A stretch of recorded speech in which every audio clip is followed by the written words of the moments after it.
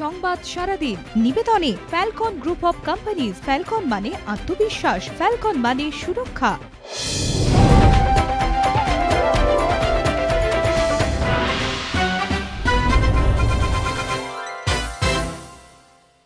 নমস্কার, শুরু করছি সংবাদ সারাদিন। আপনাদের সঙ্গে আমি সম্প্রীতি। প্রথমেই চোখ রাখবো হেডলাইন্সে। আগামী 2015 সালের ক্রিকেট বিশ্বকাপ অনুষ্ঠিত হবে 14টি দল নিয়ে মঙ্গলবার আইসিসির সভা শেষে জানিয়ে দিলেন কর্তারা। ব্রিজটাউনে দ্বিতীয় টেস্টের প্রথম ইনিংসে ওয়েস্ট ইন্ডিজের বিরুদ্ধে 201 রানে শেষ হল ভারতের ইনিংস। টসে জিতে ওয়েস্ট ইন্ডিজ ফিল্ডিং করার সিদ্ধান্ত নেয়। ক্যারিবিয়ান বোলিংয়ের অবশ্য লক্ষ্মণ এবং রায়না ছাড়া আর কেউ তেমনভাবে সফল হতে পারেননি। লক্ষ্মণের 85 রান ও রায়নার 53 রানে ভর করে 201 রান করে ভারতীয় ব্যাটসম্যানরা।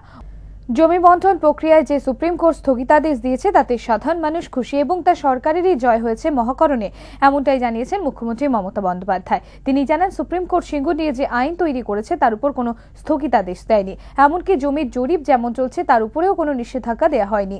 তাই নিয়ম মেনে জমির জরিপ চলবে, কিন্তু সুপ্রিম কোর্টে নিষেধাজ্ঞা থাকায় জমি বন্টন করা হবে না। সংবাদ সারাদিন এখন এ পর্যন্তই। আপনারা দেখছেন কলকাতা টিভি, রাত 3, 7 দিন।